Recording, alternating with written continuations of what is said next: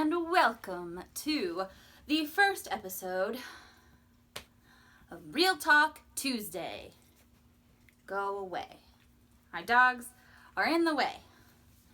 Today's special guest is Templeton. He's 6.5 years old, decided to poop on the carpet today, and is overall a pain in my ass. Thanks for joining us today. Today, I thought it would be a good idea to talk about something that I feel like no one really talks about, and that is social anxiety. So, to clarify, first of all, I'm not a psychiatrist or a psychologist or a therapist or anything but a person who has experiences with life. So here I am to tell you all about them. So I want to make a distinction to begin with between social anxiety and being socially awkward. Generally, if you are socially awkward, you have trouble with interacting with people that is generally accepted by society, which is obviously going to be different depending on what society that you live in. That being said, if you have social anxiety, there's a 100% chance that you do sometimes act socially awkward, and when and if you do, you think about it for the next 2 weeks incessantly. That is like the number one thing that I struggle with social anxiety, is just thinking about the same conversations that you've had forever. Case in point, the other day, I had a conversation with our neighbor that was slightly uncomfortable, not even socially awkward, just slightly uncomfortable. And I thought about it for days, like I could not sleep, thought about it for days. And I asked my husband, I said, hey, do you ever have that like this happen to you when you think about something uncomfortable and you just think about it for days? And he's like, no, I haven't even thought about it. And I was like, well, shit, it's just me then.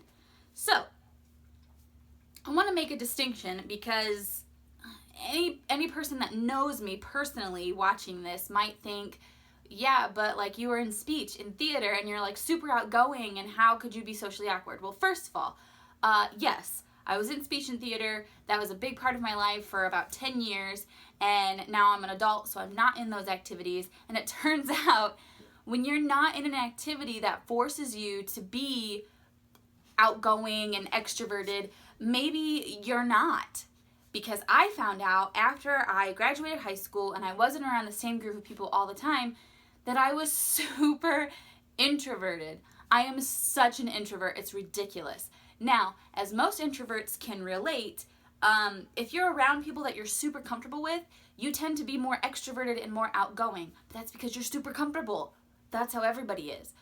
I realized that when I'm not around those people, I'm super uncomfortable. I don't know how to present myself. I don't know how to have good social interactions with other people.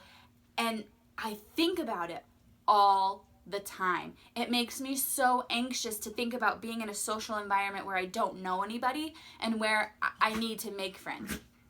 And that's the other thing. I may be introverted, but I still rely on my interpersonal relationships a lot. And hey, stop. I definitely find that if I am too closed off from anybody, other than my husband, obviously we live together and I am around him all the time. If I don't have a lot of interactions with other people, like outside of my house, I tend to get very depressed very quickly. But that being said, I also tend to form relationships and really attach myself to them, so I don't have like a ton of friends. I have like a small group of close friends, which sometimes can be difficult because they don't always want to talk, or they can't always do stuff with you all the time.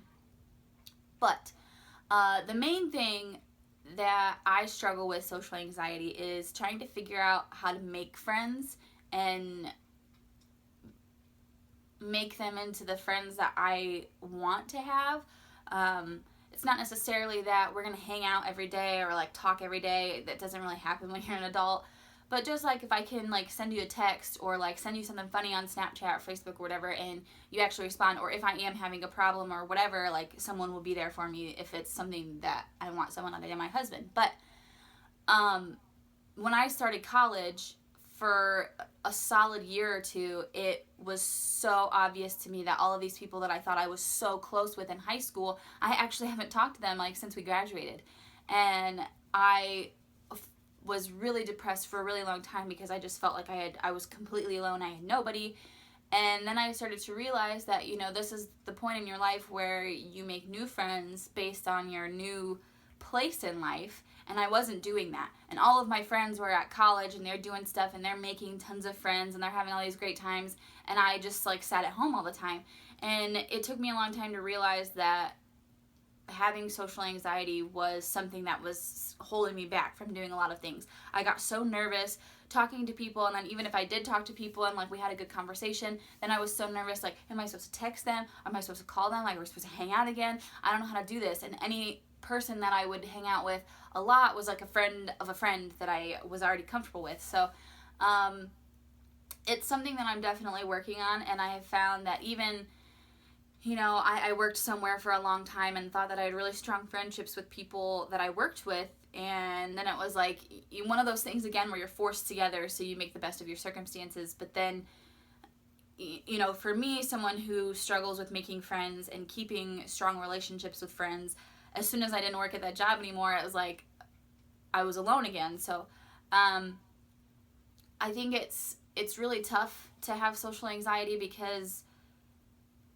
you know how awesome you are, or maybe you don't, but you know, a lot of times you know your personality, you know what you like, you know the kind of people that you want to be around, but there's like this wall that's keeping you from actually realizing how fun it can be to have a really good group of friends. And I think that one thing that's helped me is having a strong family and a close family.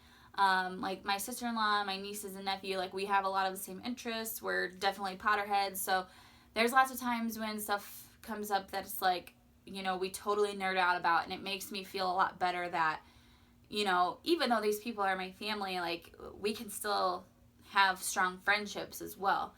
But if you guys have any tips or things that help you with social anxiety, you know, that have helped you make friends and keep friends, or if you're just open about it, leave them in the comments. Let me know, because I'm always looking for things that can help me broaden my horizons and look at things differently and help some of the issues that I have. If you have anything that you want to see me talk about, leave it in the comments down below. I have a lineup of a lot of things I want to talk about. I have a baby, so there'll be some parenthood things. I have 3 dogs, so there'll be dog things. I'm a teacher, so there might be teaching things too. So I'm really excited to get this channel up and started, so I hope you guys subscribe. Click the like button if you like this video, if you like me. If you don't like me, sorry, I actually don't care. So, but otherwise, I will see you guys next Tuesday. I am pretty busy with a lot of things right now, so I'm going to try and stick to Tuesdays. I've tried to do that before and it hasn't worked. So for now, we're going to stick it to Real Talk Tuesday, and if I can make this into something decent, then we will move on from there. But for now, I'll see you guys next Tuesday. Bye!